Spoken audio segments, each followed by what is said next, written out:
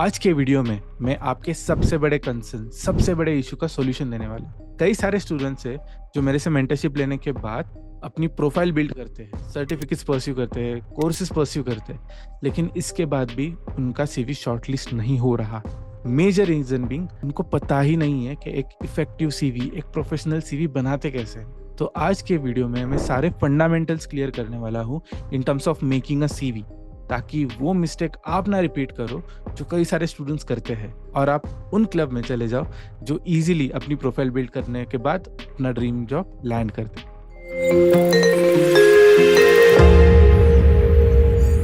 So step by step जाते हैं। Let's start with step number 1, understand the JD first. यहाँ पे सबसे बड़ी जो गलती स्टूडेंट्स करते हैं वो है कि वो अपना एक सीवी बना लेंगे और हर जॉब के लिए वही सेम सीवी यूज करेंगे to apply for the role. ऐसे नहीं होता है, क्योंकि जब एक जेडी रिलीज होता है किसी भी कंपनी में, चाहे वो एक फिनटेक बीए के लिए हो, एक प्योर टेक बीए के लिए हो, एक कंसल्टेंसी बेस्ड बीए के लिए हो, हर जॉब में माइन्यूट डिटेल्स चेंज हो जाते हैं, जिसके वजह से उनकी कोर रिक्वायरमेंट भी चेंज हो जाती है। So if you are someone जिसने एक बस प्लेन सीवी बना लिया और हर जगह वही यूज कर रहे हैं, अप्लाई कर रहे हैं, then there is a good chance आपका सीवी शॉर्टलिस्ट नहीं होगा। अब इसके लिए आपको क्या करना है, go through the JD in a very detailed way. वहाँ पे कीवर्ड्स को समझ लीजिए कि रिक्वायरमेंट क्या है।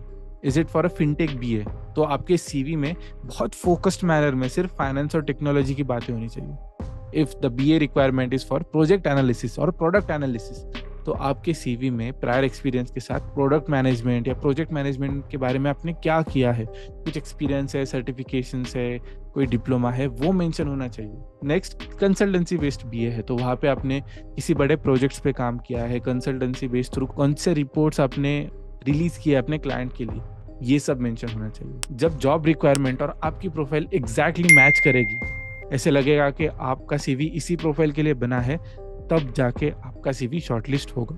अब आते हैं बेसिक्स ऑफ फॉर्मेट पे, लेकिन यहाँ पे एक मैं फ्रेंडली नोट दूंगा कि अब एक कॉमन ट्रेंड हो गया है कि जो भी आपका रिक्रूटिंग मैनेजर होगा वो आपका सीवी देखने के बाद there is a good chance he will go to LinkedIn as well.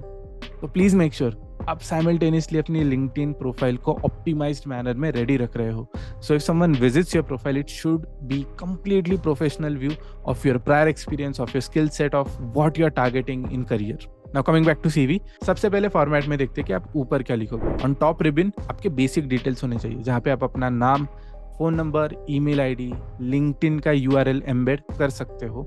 और इसके अलावा अगर आपके पास कोई प्रोफेशनल सर्टिफिकेशन है जिसे आप नाम के साथ एज अ प्रीफिक्स और सफिक्स यूज कर सकते हो, तो वो भी ऐड कर सकते हो। बियॉन्ड दिस, लेट्स से आपके पास कोई बड़ा एसोसिएशन हो, अवार्ड हो, कोई बड़ा सर्टिफिकेट हो, या बड़े कॉलेज से आते हो and that brand is known, तो आप उसका लोगो भी यूज कर सकते हो to bring in more credibility on your CV. For example, जैसे मैं आई एम लखनऊ से हूँ, तो मैं आई एम लखनऊ का लोगो हमेशा अपने सीवी पे यूज करता हूँ। फिर टॉप रिबन के बाद आते हैं पहले सेक्शन में इन योर सीवी, जो है आपकी प्रोफाइल हाइलाइट्स और प्रोफाइल समरी। यहाँ पर आपको 3 से 4 बुलेट पॉइंट में सब इम्पैक्टफुल पॉइंट्स लिखने हैं that reflects your value. For example, मैंने अपने करियर में ओवरऑल 5 या 6 साल के एक्सपीरियंस के बाद जब प्रोफाइल लिखनी स्टार्ट की, तो मैंने यही कवर किया कि in last 5 years I have worked in XYZ industries. जितने भी इन्वेस्टमेंट बैंकिंग हो, प्रोडक्ट मैनेजमेंट हो, IT हो, कंसल्टेंसी हो, लिख दिया।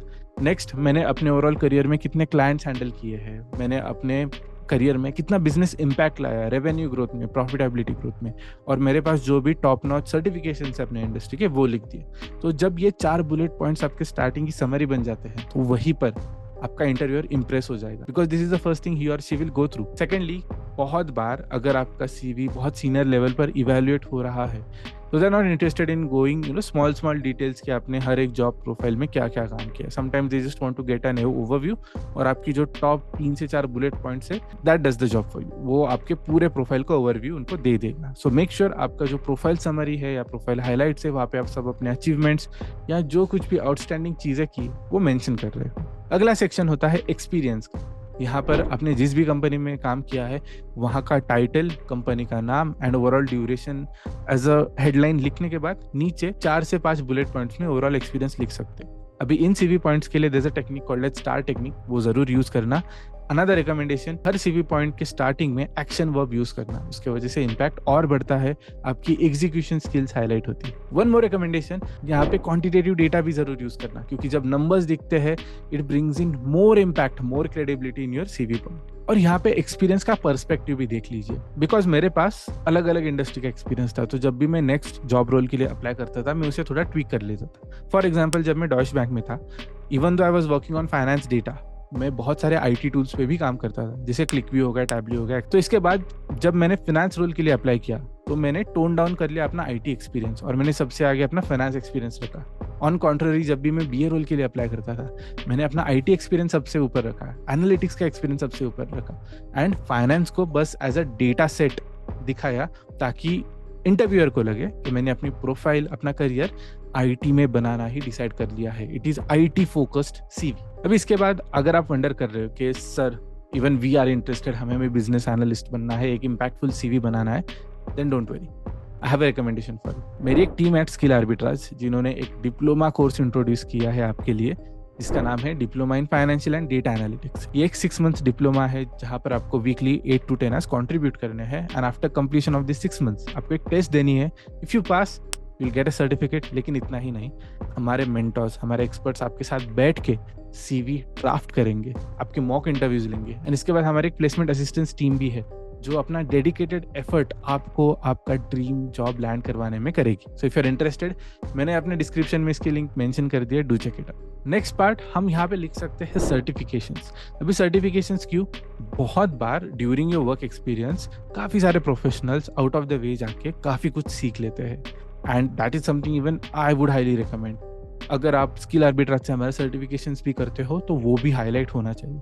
तो प्लीज एक डेडिकेटेड सेक्शन बना लीजिए छोटा सा, जहाँ पे आप अपने एजुकेशन एंड प्रोफेशनल सर्टिफिकेशंस को हाईलाइट कर रहे हो और यहाँ पे हायरार्की रखना लेटेस्ट टू ओल्डेस्ट। इस हायरार्की में जो भी आपने लेटेस्ट परस्यू किया है उसे ऊपर मेंशन कीजिए, किस इंस्टीट्यूट से किया है, किस साल में किया है and if you have received good marks तो परसेंटेज या मार्क्स भी मेंशन कर दीजिए। बट यहाँ पे आपका एजुकेशनल बैकग्राउंड और skill based educational background highlight होना चाहिए। वन मोर रिकमेंडेशन, अगर आपके पास सर्टिफिकेशन है ऑफ डेडिकेटेड टूल्स जैसे कि क्लिकव्यू, टैबल्यू, पावर बीआई या बहुत सारे अलग अलग टूल्स है, अगर आपके पास इन टूल्स के ऊपर सर्टिफिकेशंस कंप्लीटेड है तो make sure you mention the certifications in a dedicated line, ताकि इंटरव्यूअर को पता चले आपका स्किल सेट का ओवरऑल ग्राफ कितना बड़ा है, कितने सारे सर्टिफिकेशंस आपने सीख लिए और कितने ज्यादा फंक्शंस में आप अपना कंट्रीब्यूशन कर सकते हो। एंड लास्टली आप एक्स्ट्रा करिकुलर एक्टिविटीज लिख सकते हो which are again good, impressive enough. मैं अपने एक्स्ट्रा करिकुलर एक्टिविटीज में यही लिखता हूँ, जो भी मैंने अलग अलग एनजीओज के साथ काम किया है, वॉलंटियरिंग की है, वो मेंशन करता हूँ, क्योंकि बहुत सारे कंपनी सीएसआर एक्टिविटीज से काफी अलाइन रहते हैं कि कभी किसी वीकेंड में स्कूल में जाके पेंटिंग करेंगे, किसी गवर्नमेंट स्कूल में जाके स्टूडेंट्स को पढ़ा के आएंगे, या फिर हैंडमेड क्राफ्ट बना के एज अ कंट्रीब्यूशन वो किसी एनजीओ को देंगे। तो जो भी अलग अलग इनिशिएटिव्स है, आप अगर आउट ऑफ ऑफिस जाके भी वॉलंटियरिंग कर रहे हो तो रिक्रूटमेंट टाइम या फिर इंटरव्यू के टाइम आपको वो ब्राउनी पॉइंट्स मिल जाते हैं, एक्सपेक्टिंग दैट आप कंपनी ज्वाइन करने के बाद सीएसआर एक्टिविटीज में पार्टिसिपेट करोगे। एक बार आपका सीवी बन गया, फिर इसके बाद आता है another critical step, that is ATS check. तो एटीएस क्या करता है कि जेडी को स्टडी करता है, फिर सीवी को स्कैन करता है और परसेंटेज टर्म्स में बताता है कि ये सीवी जेडी के साथ कितना मैच कर रहा है। और लेट्स से अगर आपका हाई एटीएस स्कोर आ रहा है, there is a good chance आपका सीवी शॉर्टलिस्ट हो जाएगा। अगर मॉडरेट है, गुड चांस नहीं होगा, 50-50, और लो एटीएस स्कोर है तो शायद there is a good chance shortlist ही नहीं होगा। अभी यहाँ पे बहुत सारे फ्री सॉफ्टवेयर है, पेड सॉफ्टवेयर है।